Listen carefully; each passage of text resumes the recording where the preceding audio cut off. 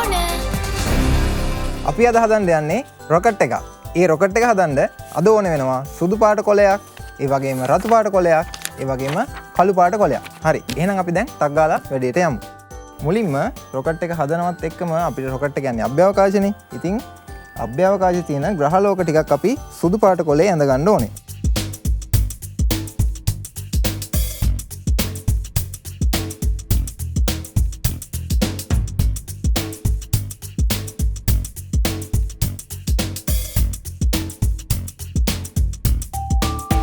ඔන්න අපි අපේ අභ්‍යවකාශය නම් හදලා ඉවරයි. දැන් තියෙන්නේ මේක යන යානාව හදන්න.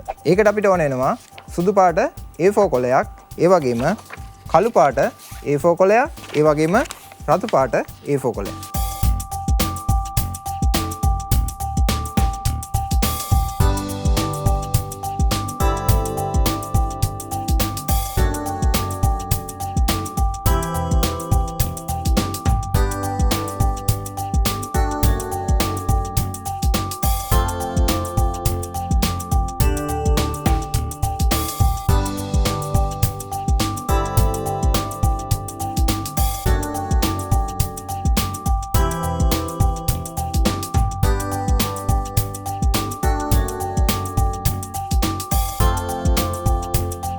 ඔන්න අපේ අභ්‍යවකාශ යානයේ වැඩ ටික නම් ඉවරයි. දැන් අපි මේක අභ්‍යවකාශ ගත කරන්නයි යන්නේ. ඒකට අපි කරන්නේ මෙන්න මේ අභ්‍යවකාශ යානය අපේ ඇඳගත්ත කොලේ අලවන්නයි යන්නේ.